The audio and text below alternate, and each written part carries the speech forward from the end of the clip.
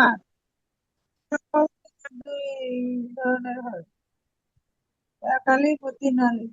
এক আলিফ আচ্ছা আবার দুইবার হয়। ভাই দেখেন, দুই তাহলে আমরা জবরের বলবো বিসমিল্লাহির রহমানির রহিম। অক্ফ অবস্থায় মাদ, অক্ফ অবস্থায় মাদ দুই ধরনের হয়, এক আলিফ ও তিন আলিফ। মানে ও যখন অক্ফা করবেন তখন এই মাদ গুলো হবে। এক আলিফ আবার দুইভাগে হয়। প্রথম দুই জবরের বামে অক্ফা করলে এক জবর ফেলে দিয়ে এক আলিফ টানিয়া পড়তে হয়। আচ্ছা আমি লিখে দেখাই।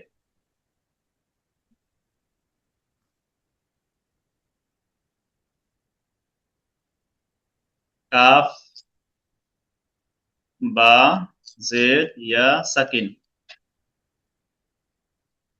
এই যে অক্ষর চিহ্ন দিলাম, হ্যাঁ গোল চিহ্নটা লিখেছে অক্ষর চিহ্ন।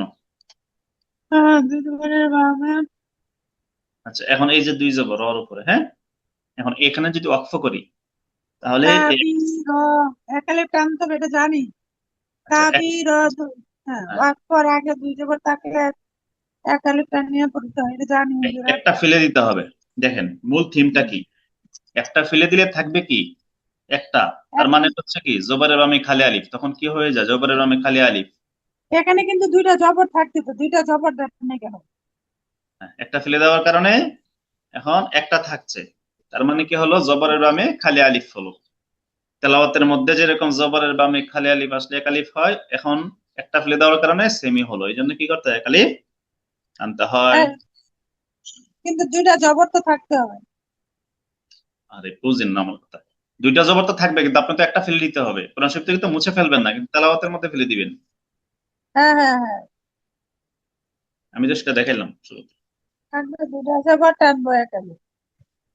আচ্ছা এখন এই যে এইভাবে কাবি, কাবিরন ছিল, কাবির, সগীরন ছিল, কাবির, সগীর,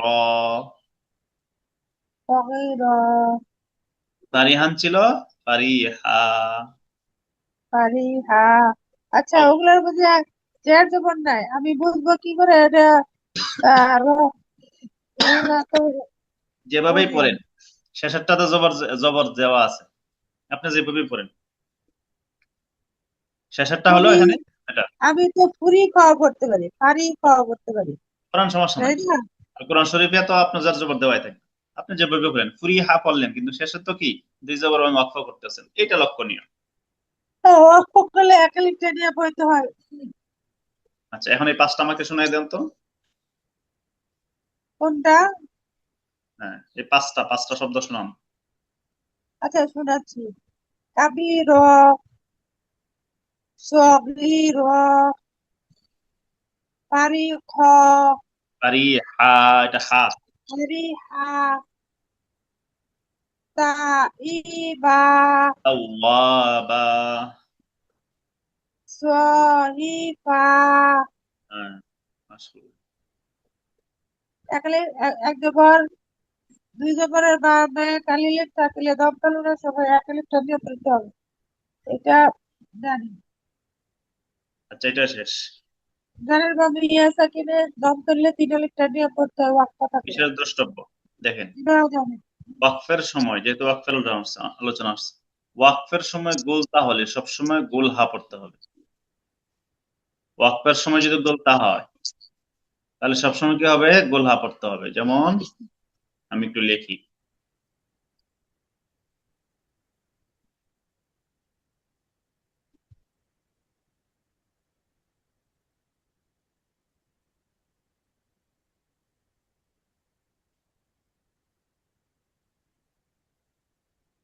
এই যে রহমাতুন কি শব্দ, রহমাতুন।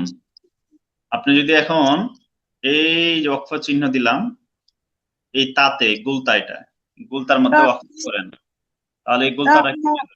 হা হয়ে যাবে, রহমাহ, হা হয়ে সাকিন হবে। রহমত, রহমাহ, রহমত, রহমাহ, হাটা পড়তে হবে, রহমান, রহমত, রহমাহ। রহমত।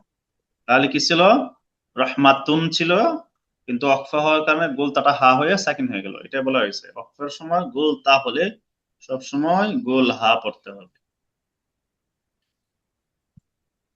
আচ্ছা, দ্বিতীয় ওয়াকফ অবস্থায় এক আলিফ এর প্রকার দুইটা, একটা হলো প্রথমটা পড়লাম দুই জবরের বামে ওয়াকফ হলে এক আলিফ, একটা হলো লিনিয়ার হরফের পরের হরফে ওয়াকফ করলে এক আলিফ টেনে পড়তে হবে। লিনিয়ার হরফের পরের হরফে ওয়াকফ করলে ওয়াকফ শব্দ দুইবার আসছে, একবার হবে, এক আলিফ টেনে পড়তে হবে। লিনিয়ার হরফ দুইটি, আর লিনিয়ার হরফ কি জানতে হবে। এক, জবরের বামে ওয়াও সাকিন যেমন যাও, এখানে জিমের মধ্যে কি জবর, এই যে। দুই, জবরের বামে ইয়া সাকিন যেমন যাই, জবরের বামে ওয়াও সাকিন যেমন যাও, জবরের বামে ইয়া সাকিন যেমন যাই। এই দুইটা হলো কি লিনিয়ার হরফ। দেখেন মদের হরফ তিনটা ছিল, এর মধ্যে ওয়াও এবং ইয়াও অন্তর্ভুক্ত, কিন্তু ওই দুইটা পূর্বে যদি পেশ হতো বা জের আসে, ওয়াওয়ের পরে পেশ, ইয়ার পূর্বে, ওয়াওয়ের পূর্বে পেশ, ইয়া এর পূর্বে জের হলে তখন ওয়াও এটা মদের হরফ হয়ে যায়। কিন্তু জবরের জায়গায় যদি জেরের জায়গায় যদি জবর হয়ে যায় তখন মদের হরফ থাকে না, লিনের হরফ হয়ে যায়। পার্থক্যটা বুঝছেন?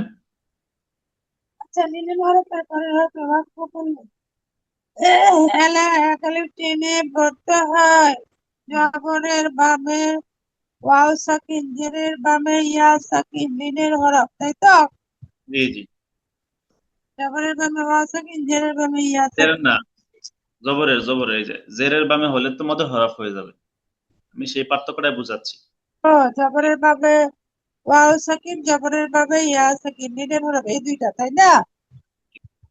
আচ্ছা, এখন মদের হরফের এমনিতে লিনের হরফ তাড়াতাড়ি পড়তে হয়, এই যে যাও যাই এখন টানা যাবে না, কিন্তু লিনের হরফের পরের হরফে যখন ওয়াকফ করবেন তখন টেনে পড়তে হবে একালি।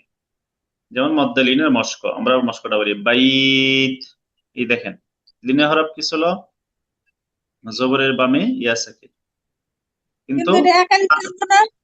তারপরের হরফ তা, এর মধ্যে কি করলাম, ওয়াকফ করলাম, এই জন্য এখন একালিফ টানবো বাইত। কিন্তু যদি পরের হরফে ওয়াকফ না করতাম, বাইতি পড়তাম বাইতি, তখন টানা যেত না।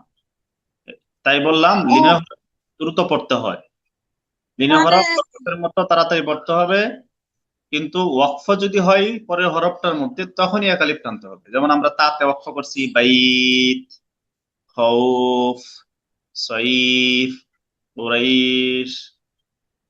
আচ্ছা, এখন এই চারটা আচ্ছা, আমি পড়ি বাইত, খৌফ, সৌফ, সয়ীফ, সাইফ, সয়ীফ, কুরাইশ, কুরা, কুর, কুর, কুরাইশ, কুরাইশ, কুরাইশ। কুরাইশ। হ্যাঁ। এই কখন হবে, এই যে লিনে হরফের পরে হরফে অক্ষ করলে একালিফ টেনে পড়তে হবে।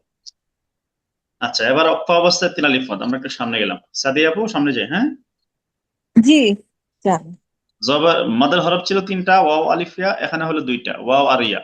মদের হরফে ওয়াও এর শুরুতে পেশ হতো, ইয়া এর পূর্বে জের হতো, এখানে শুধু দুইটাতে জবর হবে, দ্যাটস ইট।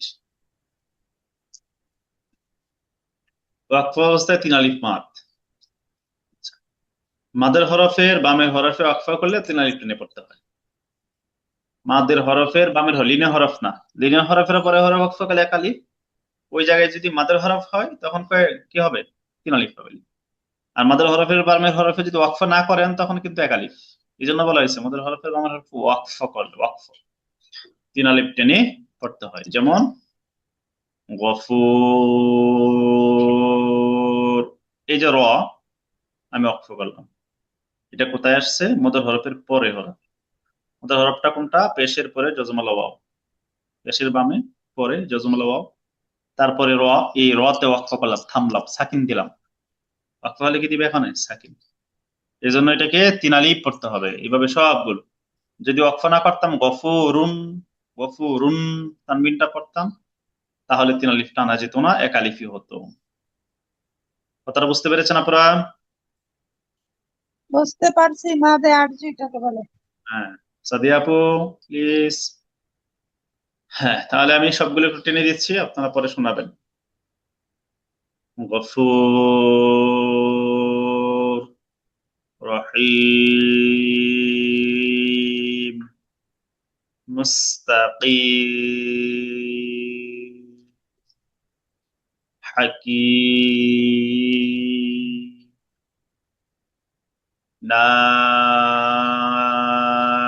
নাস, কিতাব, ইয়ারহামুন, শাকুর।